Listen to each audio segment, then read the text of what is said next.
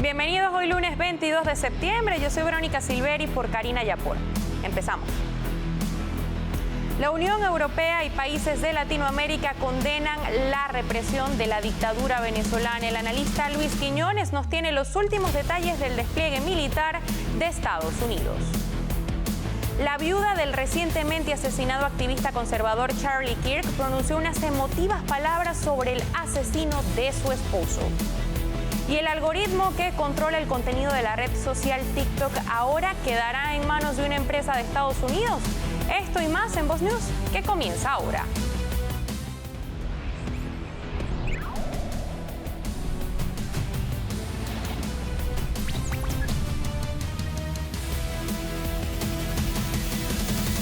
Se espera que la grave situación en Venezuela sea uno de los temas a discutir en la 80ª Asamblea General de las Naciones Unidas que comenzó hoy en Nueva York. Voz News está presente en este evento en el que participa también el secretario de Estado Marco Rubio. Juan Esteban Silva nos tiene los detalles desde la ciudad de Nueva York. Adelante, Juan Esteban. ¿Qué tal, televidentes de Voz News? Yo los saludo desde la sede de Naciones Unidas aquí en Nueva York, en donde el tema de Venezuela, por supuesto, además de Palestina y Gaza y el conflicto, en el caso de Israel, pues también está sobre la mesa, porque el secretario de Estado Marco Rubio ha adelantado varias reuniones diplomáticas y, por supuesto, todos sabemos, esta administración tiene los ojos puestos en lo que está ocurriendo con Venezuela, especialmente en esos intentos para frenar el flujo de drogas proveniente desde Venezuela. A propósito de ese tema, ha hablado hoy la portavoz del gobierno Trump, Caroline Leavitt, explicando los ataques más recientes en contra de embarcaciones con cargamentos de droga. Miren ustedes. We wish that Democrats would get on board with a very simple idea of ending drug trafficking and securing our homeland. And I saw a report this morning that the Dominican Republic actually helped us seize a boat that was on its way from Venezuela to the United States of America with lots of deadly drugs on board. And so if you actually hear from Caribbean nations in the region, they are thankful and grateful for the administration's efforts, and they're working alongside us to end this plague of drug trafficking through their seas. Pues a propósito les cuento, televidentes de Voz News, que la Misión Internacional Independiente de Determinación de los Hechos de Naciones Unidas sobre Venezuela ha advertido que no solamente el tema de las drogas es un flagelo, sino la persecución por motivos políticos que se está intensificando en Venezuela, y ha asegurado que la única esperanza de que las víctimas se encuentren justicia recae en la comunidad internacional. Este nuevo informe, que será presentado esta semana ante el Consejo de Derechos Humanos, pues revela evidencia de la represión, por supuesto, tras las presidenciales. Y para Estados Unidos es claro que este no es un régimen legítimo. Pero miren lo que ha dicho sobre este informe, documentando más de 25 muertes en protestas, lo que ha dicho la presidenta de la Misión de Determinación de los Hechos. La misión ha documentado además otras formas de castigos en los centros de detención que constituyen tortura o tratos crueles, inhumanos y degradantes, como el encierro en celdas de aislamiento, en algunos casos tan pequeñas como de 1 metro cuadrado. En otros casos se mantenía suspendidos a los detenidos por las muñecas mientras eran golpeados. Las condiciones de detención en centros como Tocorón, Tocoyito, Rodeo 1 o La Crisálida pueden alcanzar el umbral de tratos crueles, inhumanos o degradantes. En especial, la misión expresa preocupación por las condiciones de salud de las personas detenidas a la luz de las muertes bajo custodia del Estado. El informe también investigó la muerte bajo custodia del Estado de 5 personas detenidas durante protestas. En 2 casos determinó que no se actuó con la debida diligencia. Mientras tanto, les cuento como dato de cierre, aquí en Nueva York, el secretario de Estado Marco Rubio sostiene encuentros paralelos. Mañana será la oportunidad para que intervenga aquí en el recinto el presidente de los Estados Unidos, Donald Trump, que lo hará sobre las 9:50 hora de Nueva York. Y por supuesto, un discurso en el que se enfocará en hacer, como él lo ha dicho, a Estados Unidos más grande de nuevo ante el mundo, y con Mike Waltz recientemente confirmado como el principal líder, el embajador ante Naciones Unidas para los Estados Unidos. Es la información desde la sede de Naciones Unidas. Para Voz News, Juan Esteban Silva. Gracias, Juan Esteban. Y para hablar sobre estos últimos acontecimientos de esta operación nos acompaña Luis Quiñones, piloto retirado del Ejército de Estados Unidos, especialista en seguridad militar y asesor de seguridad. Bienvenido. Gracias por invitarme, un placer estar con ustedes. Gracias por acompañarnos. Y mire, se dio a conocer por los medios de comunicación que algunos de los cazas F-35B que ya están en Puerto Rico fueron armados con misiles. Ahora, ¿estos misiles son similares a los usados por los drones o tienen objetivos más grandes y a una distancia mayor? Completamente diferentes. Los drones usan una clase de misil que es más que todo para destruir vehículos, construcciones en tierra, y son dirigidos por una cámara o por video desde de un lugar a miles de millas. El avión tiene misiles que pueden destruir barcos grandes, pueden destruir tanques o otros aviones. Se lleva un grupo de misiles dentro del cuerpo del avión para evitar el fuselaje, para evitar de que se puedan detectar los radares. Y normalmente quieres llevar aire contra aire, o sea que tienes que pelearte contra otro avión, tienes que poderlo derribar. Y estos aviones, a propósito, pueden disparar un misil a más de 200 millas de distancia y el otro piloto ni siquiera se enteró de que estaban cerca y los destruye. Cuando se dan cuenta es una tremenda explosión y ya no existen. Y tienen otros misiles que son antipersonal o antitanques para poder destruir lo que ellos encuentren en el camino. Ahora, en Venezuela se está realizando constantemente ejercicios militares junto a civiles. ¿Cree que esto es una manera de amenazar, por así decirlo, ¿no? Cuando por otro lado están mandando una carta para buscar diálogo y entendimiento. Es una payasería, porque te diste cuenta que la gente que ellos estaban poniendo ahí, como las fuerzas especiales de Venezuela, son gente con muletas, personas bastante grandes, sobrepesadas, y inclusive había una señora que estaba ahí de edad con tacones y ella va a ir a pelear una guerra, por favor. Es una pantomima. Lo que están haciendo ellos, que saben que se les viene arriba lo más duro que va a haber y tienen miedo. Están pidiéndole a niños de 14, 15, ahí los miras en la televisión, niñitos de 14 y 15 que ni siquiera han empezado a vivir su vida, que vayan a defender a estos criminales. Ellos no tienen las agallas de decir yo voy a ir a pelear por la vida. Se visten de guerreros y se creen muy bonitos y todo, pero a la hora van a salir los primeros que salen corriendo, vas a ver. ¿Cómo pueden esta gente pretender que van a poner a estas personas ahí contra, ni siquiera saben cómo agarrar un rifle? Imagínate en ese video que tú miras, por ejemplo, contra un soldado profesional que ha venido por años practicando, que está muy bien entrenado, que acabamos de venir de guerras donde se practicó y están bien entrenados. Eso es una injusticia. Eso no es ser amante de tu país cuando tú estás pidiéndole a la juventud, que es el futuro del país, a que vayan a perder la vida para proteger tus ganancias y para proteger lo que tú estás ganando como criminal. Eso en realidad para mí la gente debería decir, basta, eso de colgarlos, porque no tienen ninguna clase de honradez. Y lo que están haciendo es quieren que muera gente venezolana, para que después digan, hicieron hacer una masacre. Sabemos que están tratando de poner a estos niños de 14 y 15 años en uniformes para que nosotros los ataquemos y que de esa manera ellos mueren y nos van a acusar de hacer masacres. Pero ¿quién los está enviando a pelear? Nosotros no, nosotros le estamos suplicando que por favor se queden en sus casas. Cuando escuchen el primer avión, el primer bombazo, quédense en sus casas, aléjense de las ventanas. En 48 horas esto se va a haber terminado y ya pueden regresar a las calles a celebrar que son libres. Realmente grave. Ahora, se ha dado a conocer la denuncia de que el régimen de Maduro estaría entregando presuntos uniformes de las fuerzas militares estadounidenses para crear falsos positivos en Venezuela. ¿Podría confirmar usted esta información? Lo están haciendo, y de nuevo, como te digo, lo están haciendo de dos maneras. Una de ellas es poniéndolo a los niños estos que salgan para que los puedan disparar a ellos. Lo que tienen miedo es que las tropas venezolanas van a unirse a nosotros. Más del 80% de los militares que sí quieren su país están contra estos payasos. Ellos no quieren saber nada de ellos y están diciendo que se van a unir a las fuerzas americanas cuando caiga el primer bombazo. Entonces, ahí viene la situación de que cómo pueden hacer ellos para hacer el máximo daño público, que si nosotros vemos tropas, les vamos a disparar no sabiendo de que eran niños. Eso ha sido una de las razones de por qué hemos tenido mucha cautela cuando vamos. La otra que están haciendo estos criminales es que están sacando gente, prisioneros políticos, que no tienen nada que ver con eso. Los están vistiendo como pescadores, metiéndolos a las lanchas para que vayan y que cuando ellos sean interceptados, que nosotros los ataquemos a ellos y matemos a los prisioneros políticos en vez de a los narcotráficos.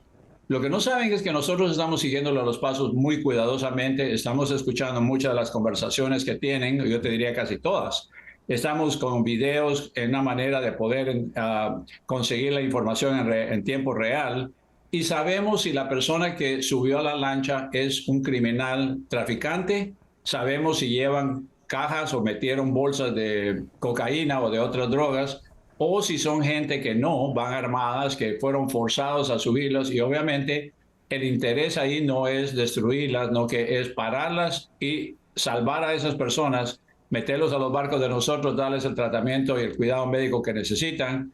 Eventualmente, cuando ya podamos sacar a este montón de criminales prófugos de la justicia, los regresamos otra vez a Venezuela libres. Sumamente importante esta información que acaba de confirmar. Ahora, su opinión de experto en este tema. ¿Cree usted que el chavismo pueda ofrecer a personas de interés como Tarek El Aissami y Isamar López para buscar una mediación? Ambos son exfiguras potentes de la dictadura, ¿no? Y se sabe que hoy están detenidos por el chavismo, pero a su vez tienen precio su cabeza en Estados Unidos.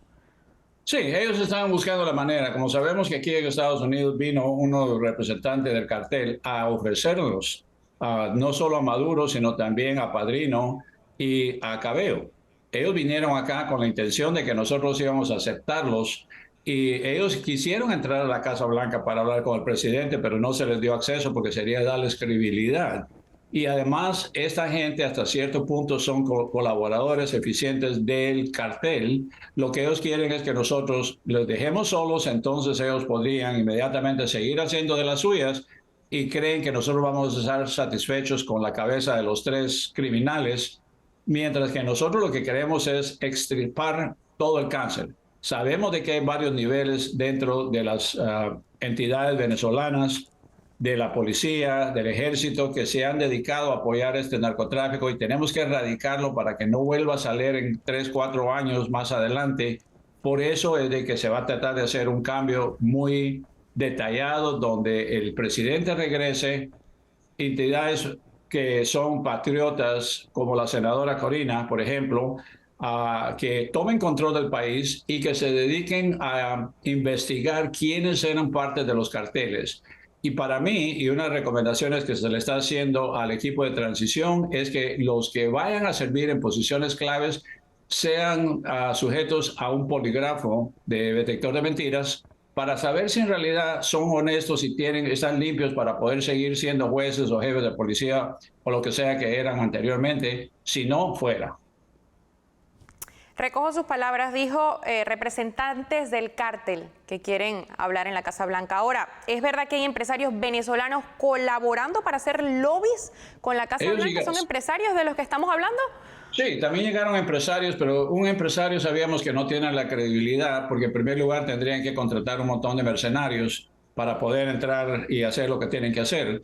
Además de eso, tienes la potencia de que ellos no tenían la posibilidad de poder capturar a Maduro, ya que ellos se están protegiendo con un regimiento cubano que los protegen a todo, ya que cuando Chávez estaba de presidente, lo sacaron y él regresó después, entonces para evitar de que la gente se le pudiera levantar y sus mismos asesores pudieran sacarlo, decidieron mejor ponerle un cordón de seguridad muy fuerte que son los cubanos.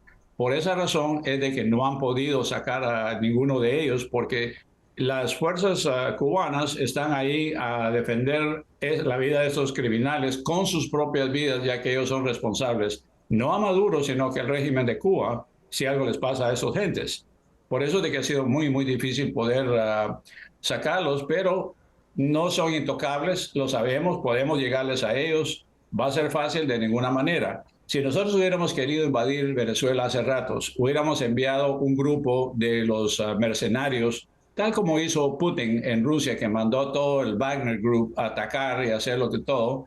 Hubiéramos podido pagarle a un grupo de guerreros así, que fueran a hacer lo que ellos quisieran, pero no es el propósito de ir a derrocar un gobierno. Es un propósito de ir a arrestar a unos prófugos de la justicia y erradicar este cáncer que está afectando a todo el mundo. México, 40,000 personas anualmente, eso es increíble. Es increíble cómo podemos tolerar, nos hemos vuelto tan ciegos a la verdad que decimos, 40.000 personas no es nada. Caramba, en una guerra de Vietnam nosotros perdemos 58.000 y todavía nos duele. Y que aceptemos la nueva norma, que sean 40.000 personas muertas, no puede ser. Perú está sufriendo muchísimo por la cantidad del Tren de Aragua que van a hacer matanzas. Estamos viendo en otros países también donde dicen ya nos cansamos. Esa es en realidad la verdadera lucha que tenemos. Sacar a estos fantoches y que el país, ¿cómo puede ser que el país más poderoso en potencia de petróleo y de minerales raros sea tan pobre que no tengan ni siquiera para azúcar para ellos cuando eran exportadores? ¿Por qué? Porque ellos no les preocupó producir nada. ¿Para qué van a producir lo que hacían que todas las drogas les venían gratis, billones de dólares? Y claro, eso nunca se lo dieron al pueblo. Ellos se quedaron con todo eso y dejaron que todo el sistema de producción de petróleo muriera. No les importó para nada. Es así. Luis Quiñones, piloto retirado del Ejército de Estados Unidos, especialista en seguridad militar y asesor de seguridad. Gracias por compartir tan valiosa información con nosotros en Voz News. Un placer, gracias por invitarme. Y el gobernador de Texas, Greg Abbott, firmó el día de hoy una orden ejecutiva que prohíbe a los hombres utilizar los baños de mujeres en el estado de Texas. Abbott colgó un nuevo video en su cuenta oficial de X, alegando que era algo de sentido común. Veamos. I'm about to sign a law that says no men in women's restrooms.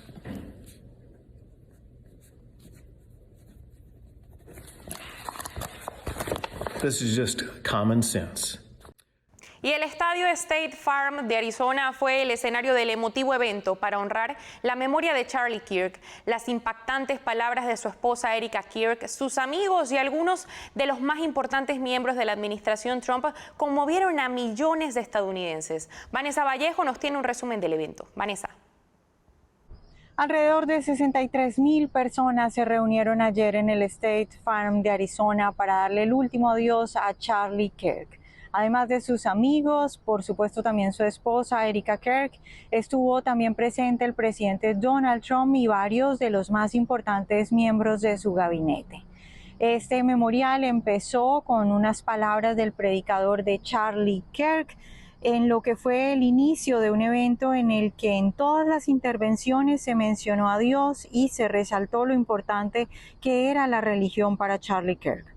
El momento más conmovedor de la noche, sin duda alguna, fue la intervención de Erika Kirk, su esposa, quien, entre otras palabras conmovedoras, dijo lo siguiente: mi esposo Charlie quería salvar a jóvenes, jóvenes como el que le quitó la vida. Y tal vez el momento más impactante del día fue cuando Erika dijo que perdonaba al asesino de su esposo. Veamos. That man, that young man, I forgive him.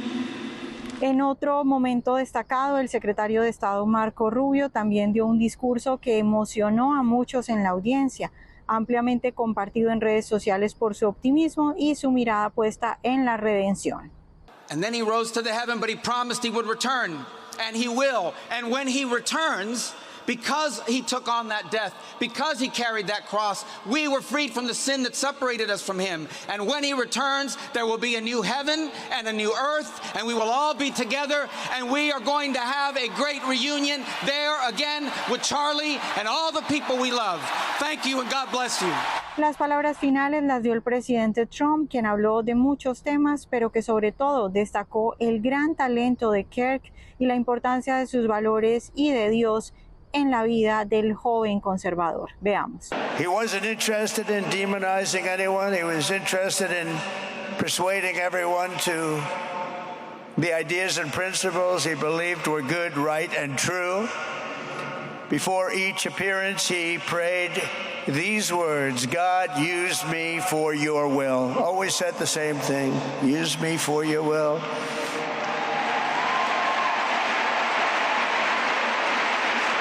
that is exactly what God did. When you think, that's exactly what he did. Y en medio de este día tan conmovedor, al parecer hubo espacio para la reconciliación. Vimos al presidente Donald Trump y a Elon Musk teniendo una breve conversación y dándose la mano. Unas imágenes que fueron ampliamente celebradas por el movimiento conservador en este momento tan difícil para todo el país.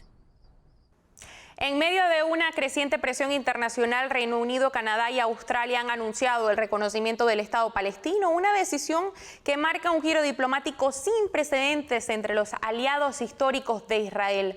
Aunque algunos sectores lo celebran como un avance hacia la paz, otras voces advierten que este reconocimiento podría legitimar actores como Hamás, considerado grupo terrorista por Occidente, y debilitar la seguridad israelí en una región marcada por el conflicto. El primer ministro israelí Benjamín Netanyahu ha rechazado tajantemente esta medida, calificándola como una recompensa al terrorismo y reafirmando que no permitirá la creación de un Estado palestino al oeste del Jordán. Mientras tanto, Estados Unidos se mantiene firme en su postura de que cualquier solución debe surgir de negociaciones bilaterales, no de presiones externas.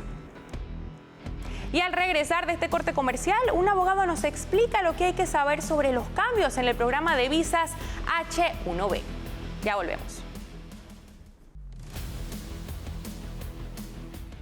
Estamos de regreso y ahora seguimos con esto. El presidente Donald Trump firmó este viernes un decreto que impone una tarifa de $100,000 a las solicitudes para las visas de trabajo H-1B en un esfuerzo por frenar el uso excesivo del programa. Pero, ¿cuáles son las consecuencias directas para los beneficiarios que ya tienen esta visa y cómo podría afectar a la economía de Estados Unidos? El abogado en inmigración Jaime Vázquez nos ofrece su análisis. Jaime.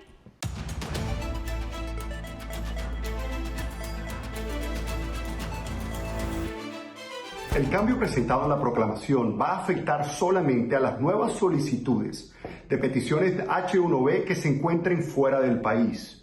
Personas que ya tienen el estatus o que van a renovar o personas que están aplicando dentro de Estados Unidos no serían afectados bajo este nuevo fee. Ya que la aplicación es limitada para solicitudes estando fuera de Estados Unidos, todavía va a haber movimiento de solicitudes dentro y con personas que posiblemente están recién graduadas de la universidad o que están bajo otros trabajos para poder aplicar a una posición bajo esta visa si se encuentran todavía en Estados Unidos y la solicitud no es hecha afuera. Hay la posibilidad que este cambio y el nuevo cobro de $100,000 no solamente afecte al sector de la tecnología, como se ha anunciado en muchas ocasiones, pero también podría afectar al sector de la salud o de la educación, ya que esta visa se ha utilizado para solicitar doctores, dentistas y otros empleados en ese sector y de igual manera a maestros de escuelas públicas. Tendríamos que esperar a ver si la administración determina que estas profesiones son de interés nacional para no tener el cobro. Gracias, Jaime. Ahora seguimos con esto. El gigante tecnológico Oracle se encargará de controlar el algoritmo de recomendaciones de la plataforma de videos TikTok en Estados Unidos, según informó el lunes la Casa Blanca. Todo esto en virtud de un acuerdo para la venta de las operaciones de la aplicación en territorio estadounidense. Washington ha buscado de forma contundente retirar las operaciones estadounidenses de TikTok de manos de la empresa matriz china ByteDance por razones de seguridad nacional. El acuerdo prevé que la empresa resultante de la adquisición del negocio estadounidense de TikTok posea una copia del algoritmo usado para las recomendaciones de contenidos a los usuarios, según informó a los periodistas un alto funcionario de la Casa Blanca. Y a propósito de esto, el presidente Donald Trump insinuó este domingo que el magnate de los medios Rupert Murdoch, junto con su hijo mayor, podrían estar entre los inversionistas que tomarían el control de la popular aplicación de TikTok. Trump ha negociado con Pekín para vender las operaciones estadounidenses a la plataforma. Todo esto también con un consorcio de inversionistas que describe como patriotas, incluido su aliado y director del gigante tecnológico Oracle, Larry Ellison, y el empresario Michael Dell. Y el laboratorio estadounidense Pfizer comprará Metsera, fabricante de medicamentos para la obesidad y enfermedades cardíacas, por $4.900 millones, según anunciaron las empresas. Con la adquisición, Pfizer busca expandir su portafolio, ingresando al gigantesco mercado de tratamientos contra la obesidad. La obesidad es un campo amplio y en crecimiento, con más de 200 afecciones de salud asociadas, dijo el director ejecutivo de Pfizer en el comunicado. La operación, que debería completarse en el último trimestre de 2025, incluye la compra de los títulos de Metsera a $47,5 por acción, por un total de $4.900 millones. Y un tribunal de Estados Unidos empezará a juzgar este lunes al gigante del comercio electrónico Amazon, acusado de utilizar engaños para vender millones de suscripciones a su servicio Prime y luego hacer casi imposible cancelarlo. Según la demanda de la Comisión Federal de Comercio presentada en junio de 2023, Amazon utilizó los llamados patrones oscuros para engañar a sus clientes para que se suscribieran al servicio Prime cuando hacían una compra. Según la acusación, Amazon registró nuevos clientes sin consentimiento claro y mediante procesos de pagos confusos, al tiempo que creó un sistema intencionalmente complicado de cancelación conocido internamente como Iliada. Y un informe de Realtor.com indicó que el sector inmobiliario de Estados Unidos está mostrando claras señales de cambio. Según el análisis, 7 grandes áreas metropolitanas se clasificaron como mercados de compradores en junio de 2025 al registrar más de 6 meses de suministro de viviendas disponibles. En este escenario, Miami en Florida, Austin, Texas y Orlando en Florida emergieron como los epicentros donde la balanza se inclinó con mayor fuerza hacia los compradores. Los meses de suministro, un indicador que refleja cuánto tiempo tomaría en vender el inventario actual al ritmo de ventas vigente, alcanzó cifras récord en estas ciudades, generando un entorno donde los compradores tienen más poder de negociación frente a los vendedores.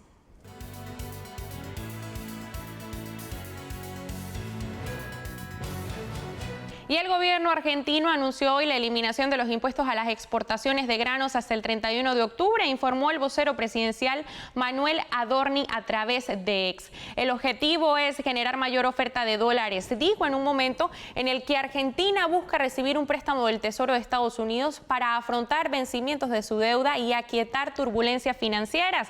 El gobierno afronta desde hace varias semanas una corrida cambiaria que se acentuó a partir de la derrota a manos del peronismo el 7 de septiembre en las legislativas de la provincia de Buenos Aires. El presidente Javier Milei viajará a Estados Unidos, donde este martes tiene previsto un encuentro bilateral con el mandatario estadounidense Donald Trump en el marco de la Asamblea General de las Naciones Unidas en Nueva York.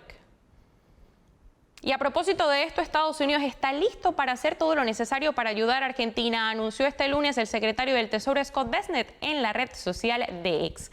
Estas opciones pueden incluir, pero no se limitan a líneas de intercambio, compras directas de divisas y adquisiciones de deuda gubernamental denominada en dólares estadounidenses, detalló el secretario en su mensaje en apoyo explícito de Estados Unidos a la política del gobierno de Javier Milei. Esto se produce en medio de tensión en el mercado de la deuda en Buenos Aires.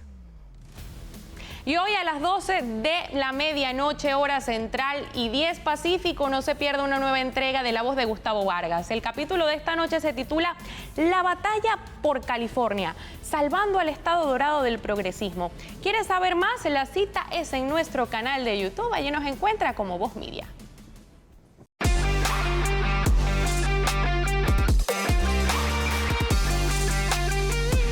Ya estamos de regreso y ahora seguimos con esto. La dictadura venezolana sigue, por un lado, respondiendo a Estados Unidos y, por otro lado, envían una carta al presidente Trump muy, pero muy sumisa. Llama al presidente como su excelencia y piden que sea Richard Grenell quien tome las negociaciones con Venezuela. Hoy le damos la bienvenida a nuestros analistas, Vanessa Vallejo, analista de Voz, Alfonso Aguilar, abogado y analista político desde Washington, D.C., y Orlando Avendaño, periodista de Voz.us y analista. Bienvenidos. Voy a empezar contigo, Orlando.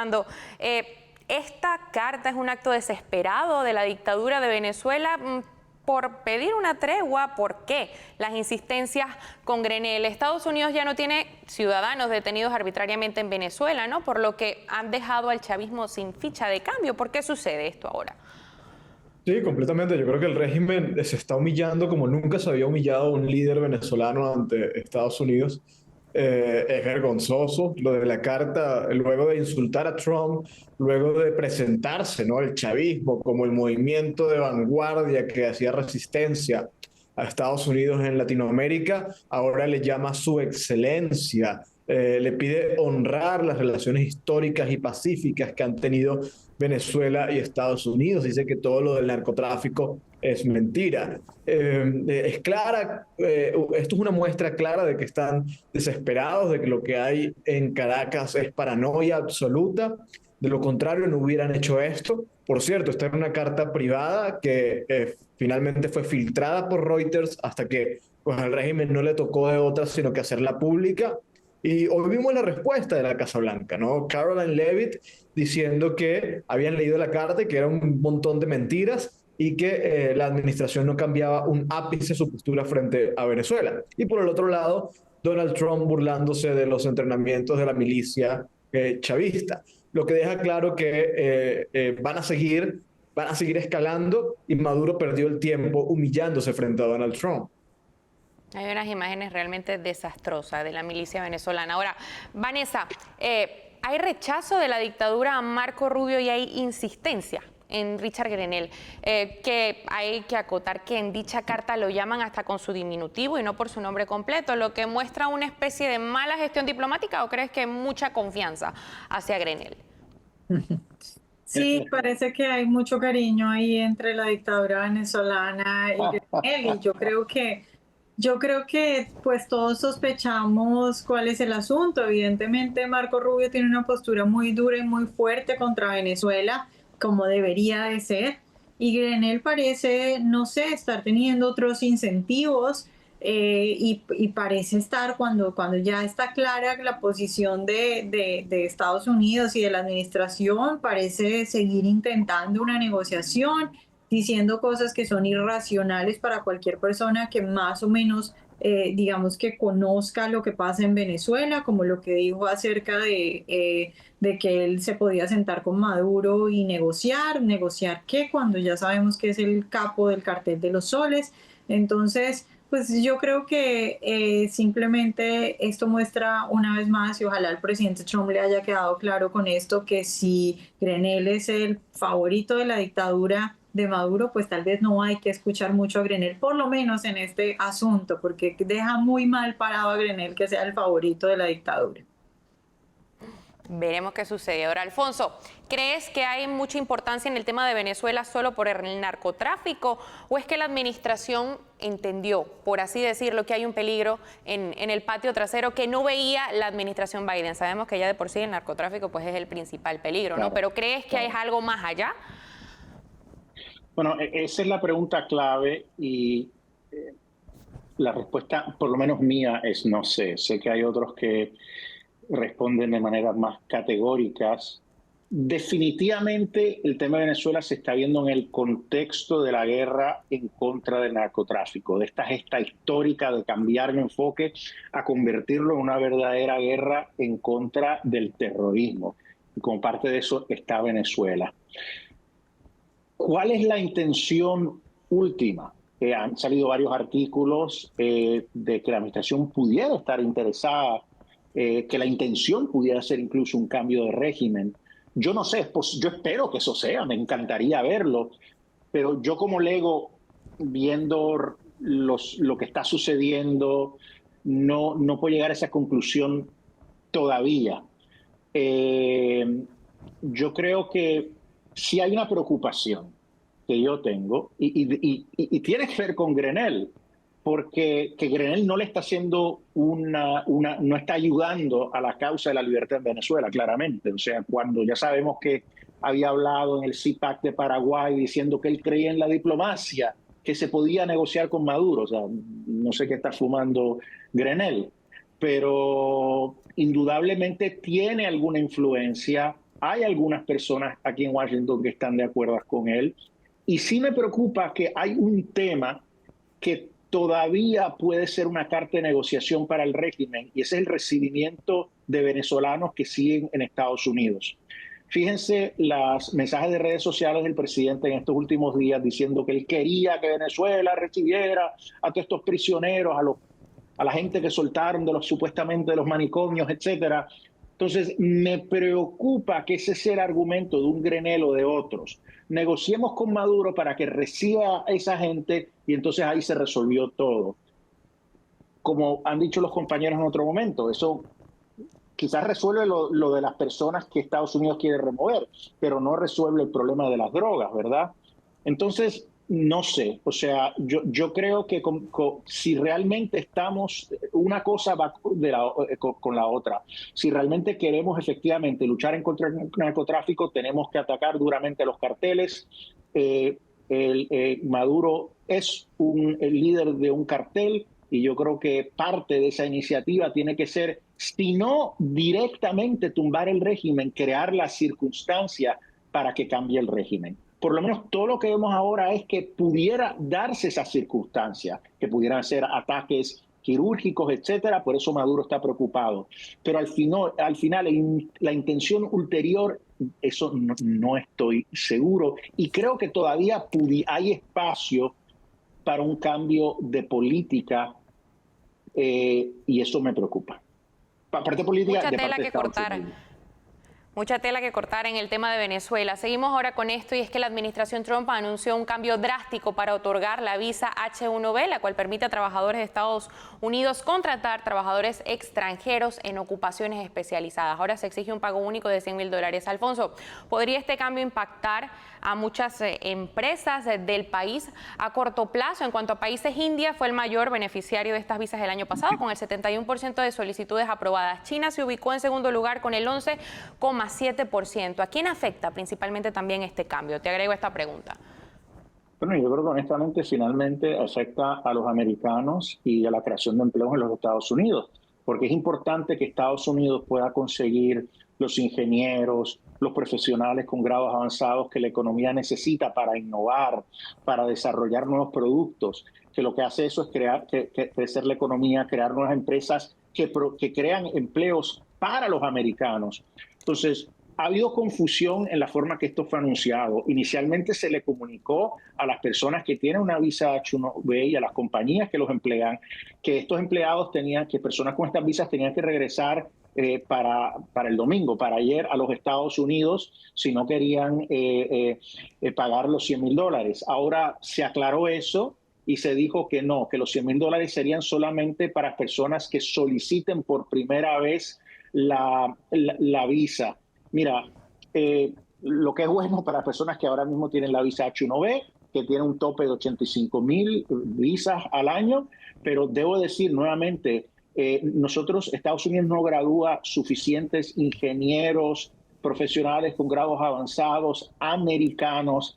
Necesitamos esa mano de obra extranjera a los niveles más altos y si no la tenemos, eso va a tener un impacto económico. Este tipo de políticas restriccionistas me preocupan. Puede haber abusos, definitivamente, pero en términos generales la visa H-1B ha sido algo positivo para los Estados Unidos, para la creación de empleos para americanos. Además que hay un límite también establecido. Ahora, Vanessa, ¿crees que este cambio debió haber llegado sumado con una propuesta para trabajadores del sector tecnológico, del campo, de la construcción o de la industria hostelera que ya estén aquí en Estados Unidos? Pues yo lo que creo es que nos quedamos esperando esa propuesta que el presidente hizo hace algunos meses, cuando dijo que él entendía que particularmente en la agricultura y en otros sectores como los hoteles y bueno, en general los servicios, además de la agricultura, pues que se necesitaban trabajadores y que había que buscar una solución. Entonces todavía estamos esperando eso que él dijo, que incluso en algún momento dijo que podía venir una orden respecto a eso. Nos quedamos esperando, pero no solo nos quedamos esperando, sino que ahora parece que se ponen las cosas más difíciles para los trabajadores calificados. Y eso no solo es un problema, digamos, en materia de qué idea está ganando en la administración, si la idea más pro migración o la idea más restriccionista, sino que también es un problema, digamos, que tiene consecuencias tangibles en lo económico. Hemos visto una Fed que ha bajado un poco las tasas de interés, muy poco, pero que finalmente las bajó, pero no porque la inflación estuviera bien, sino porque ve un mercado laboral débil. Y eso ya, es decir, ya es un problema. Por ahora parece que el problema está en la parte, digamos, de la agricultura y tal vez también los servicios, que hemos visto incluso personas de gremios de restaurantes quejándose. Pero si a eso le vamos a sumar un problema en las empresas que ahora ya no van a tener gente altamente cualificada, pues creo que vamos a ver consecuencias negativas para la economía. Orlando, lo decía también Alfonso, la medida menciona el abuso del programa, que es utilizado en gran medida por las empresas tecnológicas. Lo decíamos anteriormente, Amazon, IBM, Microsoft, Apple, Intel, Tesla, son algunas de ellas. Hablamos de $100.000 como pago único, pero igual son $100.000. Estamos viendo también los gigantes, ¿no? que son estas empresas. ¿Qué tanto crees que se van a ver afectadas por esta medida? No, mucho. Yo creo que muy pocas empresas pueden darse el lujo de pagar esta cantidad por tener un empleado de otro país. Y bueno, probablemente al final decidan no hacerlo independientemente del talento de este empleado, ¿no? Porque el costo pues termina siendo mayor. Y yo estoy de acuerdo con Vanessa y Alfonso. Yo creo que el impacto que esto va a tener en la economía es muy grande. Yo entiendo la estrategia, aunque yo tenía la impresión de que el presidente Trump se decantaba por favorecer este tipo de visas que al final pues contribuían con la economía americana, contribuían con el desarrollo de talento en Estados Unidos. Yo creo que eso es un poco el gran mérito de Estados Unidos, es tener la capacidad de captar los mejores talentos de otros países y utilizarlos orientados al bien y al crecimiento de Estados Unidos, pero esto pone una barrera en ese esfuerzo. A mí me preocupa un poco el tono que está cogiendo la administración con respecto a ciertas medidas económicas. Esto va a tener un impacto y este impacto va a ser decisivo para las próximas elecciones, que también me preocupa. Entonces, pues esperemos que esta medida sea correspondida también con otras medidas que faciliten algún tipo de intercambios, cooperación, que faciliten, por ejemplo, que algunas empresas puedan contratar. No sé exactamente qué puede darse, considerando que esto ya está sobre la mesa, pero ojalá haya algún tipo de reflexión. Pero si pudiera añadir rápidamente a lo que dijo Orlando, porque es importante. Recordemos que al principio de la administración se dio un debate muy público entre Steve Bannon y Elon Musk sobre el tema de las visas H-1B, y al final parece que Trump acabó con el debate diciendo necesitamos esas visas y facilitarlas. Entonces esto parece un cambio de postura y que las fuerzas restriccionistas dentro de la administración pues han prevalecido. Veremos qué sucede con sus opiniones. Nos vamos a un corte comercial. Usted no se mueva de sus asientos, que ya volvemos con nuestros analistas. Seguimos y ahora vamos con esto. Este fin de semana fuimos testigos de la impresionante despedida a Charlie Kirk. Más que un evento triste, fue un evento que se tradujo a la celebración de alguien que logró cambiar la manera de pensar de los jóvenes, y no con promesas, sino con diálogo y hechos concretos. Nunca faltó el respeto, todo lo contrario. Se vieron muchas emociones de personas allegadas a Kirk, pero sobre todo de Erika, su esposa. Seguimos con nuestros analistas para hablar sobre este asunto. Alfonso, voy a empezar contigo. Y fuera de lo político, te pregunto más hacia lo humano. ¿Cuál es tu opinión sobre las palabras de Erika Kirk? Ha perdonado públicamente a Tyler Robinson, algo que sin duda es un acto de fortaleza, de valentía, de fe, ¿no? Pero ¿qué crees que trajo este mensaje tan poderoso a los espectadores? Yo creo que ese fue el momento clave de todo el evento. Para eso es que uno tiene un evento como este, ¿no? Y lo había dicho en otros momentos, que para nosotros poder pasar la página como nación necesitamos recurrir al perdón. Y eso es lo cristiano, y ella lo dijo. O sea, lo voy a perdonar porque eso es lo que nos dijo que Cristo que hiciéramos. Eso es lo que Charlie haría. Entonces me parece que el mensaje fue totalmente adecuado, todo el mensaje, pero ese fue el mensaje en particular, creo que fue el momento más importante. Nosotros no podemos albergar odio hacia la izquierda, hacia estos activistas que ellos están llenos de odio, pero nuestra reacción no puede ser igual, no puede ser recurrir a la violencia, y eso requiere el perdón, aunque ellos no pidan perdón. Eso es lo increíble. Dicho eso, debo decir que como que todo bien creciendo, esto era un revival evangélico, ¿no? Y todo bien creciendo ese momento donde Erika habla, un momento increíble porque ella fue muy emotiva y después llega Donald Trump a hablar y se da el momento disonante donde él mira a Erika y le dice, Erika, no puedo estar de acuerdo contigo, yo odio a mis enemigos. Y me parece disonante porque es que le echó un balde de agua fría a todo lo que había pasado anteriormente y este no es el principal orador del evento. Y lo que Erika Kirk estaba diciendo no era una opinión, es una verdad fundamental del cristianismo. Entonces Donald Trump de pronto le echa agua fría al cristianismo al decir esto. Me parece que ahí el presidente falló, y falló en grande, hay que decirlo, ¿verdad? Como cristianos tenemos y ese fue el mensaje a través del evento. Entonces me parece que eso fue disonante, pero Erika Kirk realmente fue increíble y esto es un evento que fue seguido no solo en Estados Unidos, pero en todas partes del mundo. Llena de valentía, de admirar. Ahora, Vanessa, ¿cómo ha afectado la muerte de Kirk a las familias conservadoras en Estados Unidos, especialmente a padres y jóvenes involucrados en el activismo?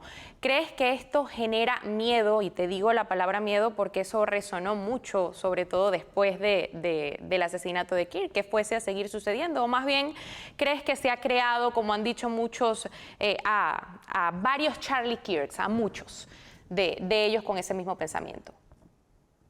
Sí, yo creo que, pues, obviamente a cualquiera le da miedo al ver un ataque como ese en un país como Estados Unidos, donde se supone que esas cosas no pasan.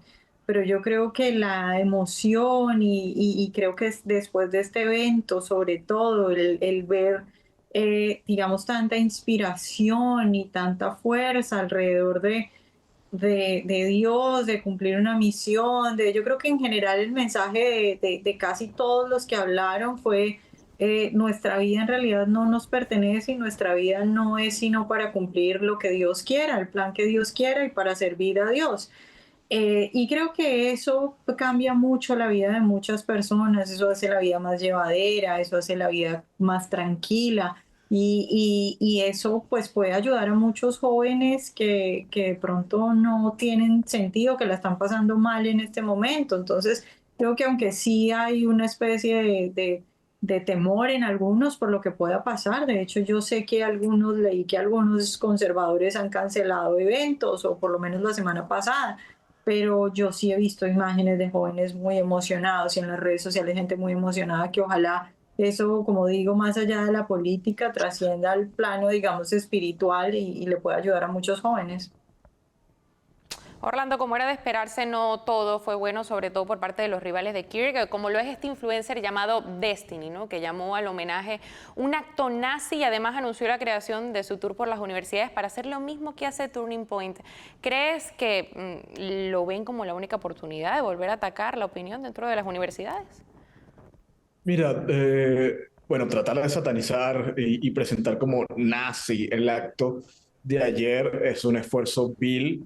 Es en parte la misma retórica que produjo el asesinato de Charlie Kirk, el intento de asesinato el año pasado de Donald Trump y toda la violencia que hemos visto contra conservadores. Obviamente sobra decir que no hubo nada extremista en lo de ayer. El problema es que la izquierda, la extrema izquierda, ve todo lo que implique la defensa de la verdad, del sentido común, la defensa de la tradición cristiana de esta nación como un acto hostil contra ellos, ¿no? y extremista, lo que es insólito y demuestra que al final su odio es contra todo lo que hace grande a Estados Unidos. A mí me pareció que fue un acto muy poderoso, lleno de discursos que reconocían la importancia de concebir la vida en trascendencia, de concebir la vida como algo mucho más grande, que está orientado hacia Dios, hacia lograr el bien común, hacia lograr la prosperidad de todos, y obviamente reconociendo la diferencia gigante que hay entre el movimiento conservador, el movimiento que entiende todos estos principios, y la extrema izquierda, que desprecia a Estados Unidos y desprecia a sus contrincantes al punto de querer asesinarlos. Eso está claro, ¿no? Esa diferencia está clara, es evidente, es una diferencia de valores, una diferencia de virtud, es una diferencia de forma de actuar, de principios, y en parte esa diferencia es lo que ha creado esta mega brecha que hay entre la derecha y la izquierda, una izquierda radical, una izquierda violenta, que como sabe que está perdiendo, pues no le queda otra sino acudir a las armas, acudir a las balas, como fue el caso de Charlie Kirk. Y justamente de esa brecha vamos a hablar. Alfonso, ¿cómo podría influir este evento en las elecciones de 2026 y en el debate sobre la violencia política en Estados Unidos? Bueno, primero en el tema de violencia política, yo creo que es un impacto muy positivo, porque primero que nada, como decíamos, las declaraciones de Erika Kirk diciendo que recurramos al perdón, ¿verdad? No a la violencia, al perdón. Eso es fundamental para tratar de calmar los ánimos de aquellos que pudieran estar considerando la violencia. Pero otra cosa fue importante, que varios de los oradores hablaron compararon lo que pasó después de la muerte de George Floyd, que llevó a manifestaciones en un sinnúmero de ciudades, manifestaciones violentas donde se destruyó propiedad privada, pública, murieron más de 30 personas. La izquierda recurrió a la violencia en las calles, mientras que la reacción a la muerte de Charlie Kirk ha sido una de un revivimiento religioso, espiritual, de gente quererse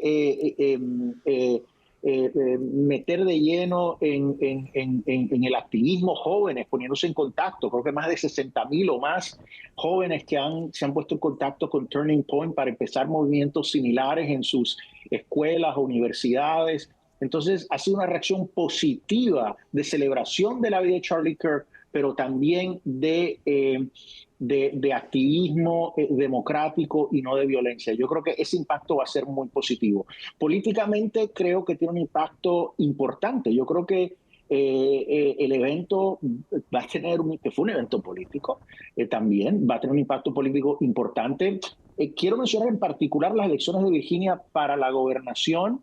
Hemos visto, y para la legislatura en el estado, estamos viendo cómo ya empezaron a votar. En Virginia hay voto temprano, y el número de republicanos saliendo a votar en Virginia está siendo muy, muy alto, y muchos analistas políticos lo están atribuyendo a Charlie Kirk, que a raíz de la muerte de mucha gente como está diciendo, no, tenemos que salir.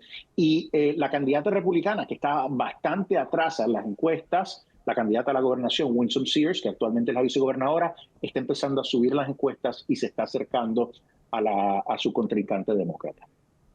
Ya sabemos tu opinión, Alfonso, ya sabemos también la de Orlando, que la dijo anteriormente, pero Vanessa, quiero saber la tuya. Ahora se ven misas, se ven manifestaciones sin violencia, muy diferente a lo mismo que se vio con George Floyd, por ejemplo. ¿Por qué es tan amplia la brecha entre ambos lados? Bueno, yo creo que fundamentalmente se debe a los valores.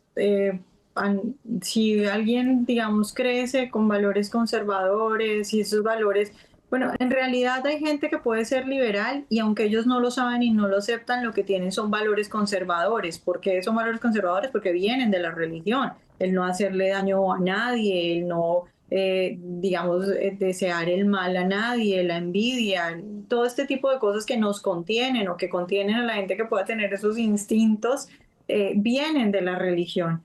Y creo que eso está muy marcado pues en el movimiento conservador. Entonces eso hace que por más rabia que alguien tenga, pues no reaccione de ese tipo de formas. La gente suele creer que la política determina los valores y es al contrario, los valores suelen determinar la inclinación política de las personas. Entonces el asunto es una cuestión de valores. Orlando, ¿en qué medida la muerte de Kirk ha fortalecido o ha dividido al movimiento MAGA, considerando declaraciones como la de Trump llamándolo mártir de la libertad americana? ¿Qué opinas de esto? Yo creo que el asesinato de Charlie Kirk ha cohesionado como pocos eventos lo han hecho. Quizá esto es comparable al intento de asesinato de Donald Trump y obviamente el impacto ha sido mucho mayor al movimiento MAGA, ¿no? El movimiento MAGA, de manera transversal, ha entendido que esto es al final una causa mucho más grande. Yo creo que la motivación de Charlie Kirk, la motivación personal, que era salvar a Estados Unidos, recuperar a la juventud para poder salvar a una nación que obviamente venía en declive. Yo creo que esa motivación se ha instaurado un poco en la mente de todas las fuerzas conservadoras de Estados Unidos. Ayer lo vimos en los discursos. Los discursos todos apuntaban a eso, ¿no? A una experiencia mucho más amplia, trascendental, de lograr una meta que incluso trascendiera los 4 años que va a durar este gobierno de Donald Trump. Y eso ha sido muy poderoso. Yo creo que el movimiento conservador ha visto en Charlie Kirk una referencia de cómo tiene que emprender esta batalla. Es claro que el camino que deja Charlie Kirk marcado es el de la discusión, el del debate, el de la libertad de expresión, el de la defensa de los valores de manera severa, pero con las palabras y con los argumentos. Yo creo que eso, mientras el movimiento conservador lo mantenga intacto, como dijo Erika Kirk, ante el odio, no se le puede responder con más odio, eso va a garantizar que el movimiento conservador vaya por buen camino. Orlando, Vanessa, Alfonso, gracias por acompañarnos y compartir sus opiniones siempre también dadas aquí en Voz News. Gracias. Y usted, ya hemos llegado al final de esta emisión. Antes de despedirnos, queremos invitarles a suscribirse en nuestro canal de YouTube. Allí nos encuentra como @VozMedia y puede ver, por supuesto, nuestra distinta programación. Yo soy Verónica Silveri. Hasta la próxima.